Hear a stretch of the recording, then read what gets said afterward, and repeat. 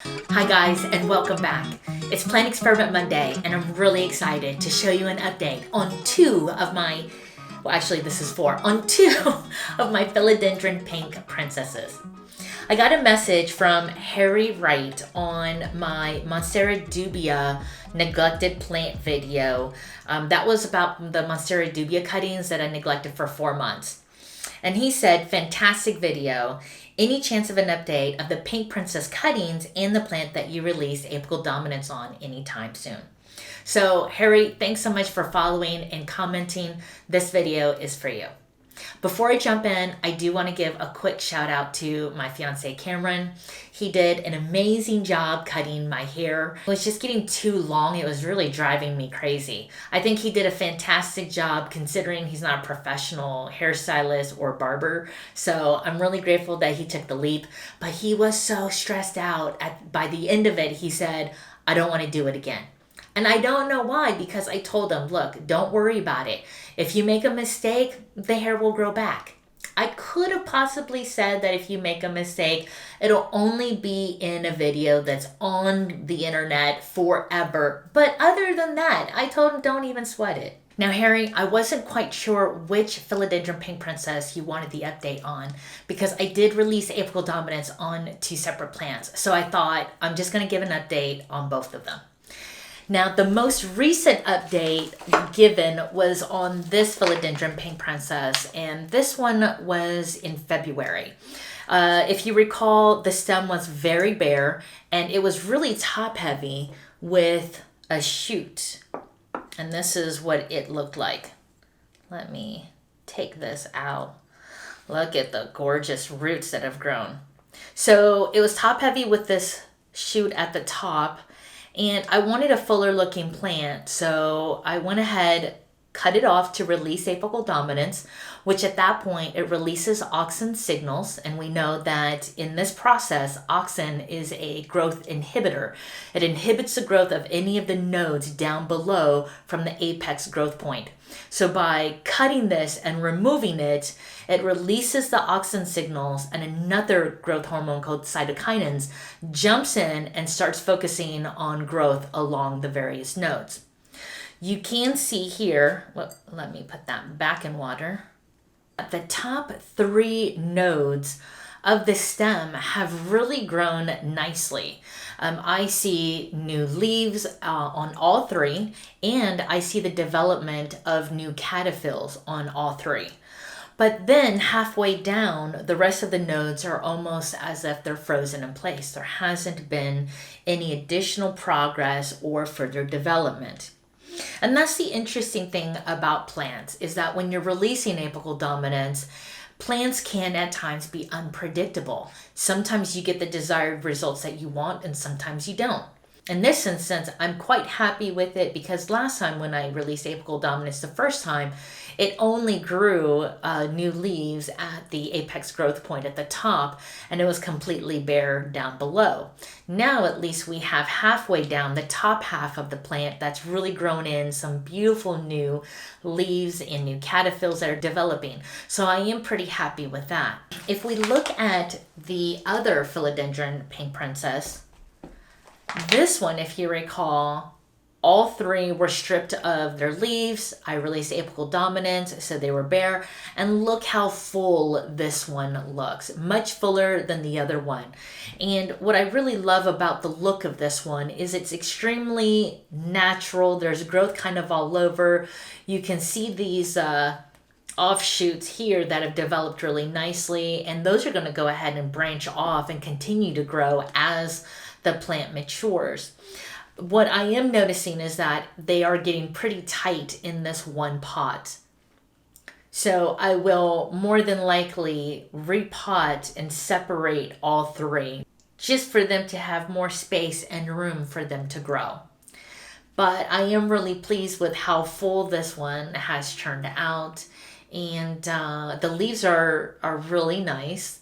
I see some pink variegation in there, which is really pretty. That's what we always strive for with the Philodendron Pink Princess. Now, the lighting that I'm giving both of these plants, this one is getting a bit stronger light. It's next to a window, whereas this one is near a grow light. Because this one is near a grow light, and grow lights are artificial lighting, they're not as good as the real stuff, the real lights. So this one, I'm not that surprised that it's not growing as aggressively as this one has. But I am still pleased that it is showing progress, it is growing, and there are some lovely leaves on this one as well.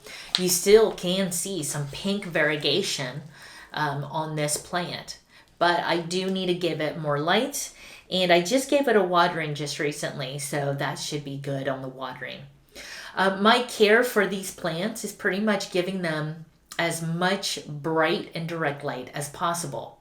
Morning sun is okay for them as long as it's really early morning sun, it's gentle, it won't burn them. But you do have to watch out during the summer, because during the summer where it's super hot, that heat energy can consume the leaves and just burn them to a crisp.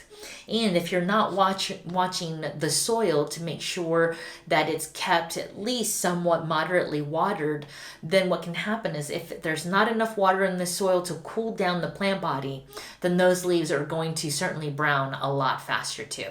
When it does come to watering, I wait for the plant to let me know when it's time. When the soil is dry, that's when I go ahead and give them a thorough watering until water drains out of the bottom.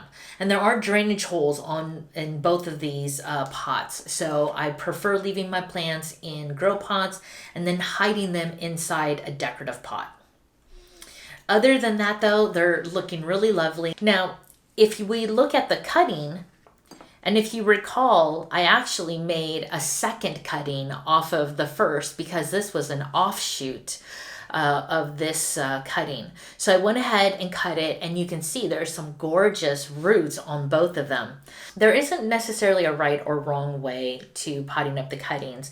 What you certainly want to do is avoid potting them up when the plant has acclimated and adjusted to water for an extensive period of time, because those roots become acclimated to just water. So when you transition them to soil, sometimes they go through kind of like this disruption period of trying to all of a sudden adjust to this new pH of soil, these nutrients. So you want to make sure that with the amount of root that you have, you're not going to put it in a too large of a pot, because too much soil when you water it is going to be too much water saturation. So I like to look at the amount of roots there are, and if they're small and skinny like this, I don't need a large pot. This is pretty size appropriate because this will be able to fit nicely in this 4-inch pot. I'll probably pot this up separately because I do want to have 2 separate plants from this. Because this is a shallow stem, I'm going to have the soil halfway. Then I'm simply placing it here, wrapping the root gently there, and then filling the rest with soil.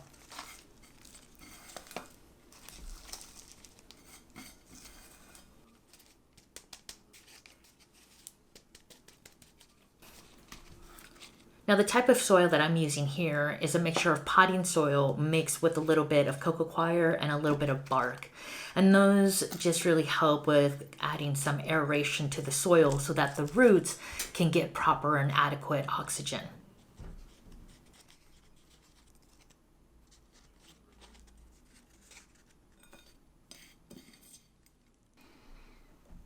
Okay, now once you have your cuttings all potted up, just give them a nice drink of water until water drains out the bottom of the drainage holes. And that's how you know you've thoroughly watered.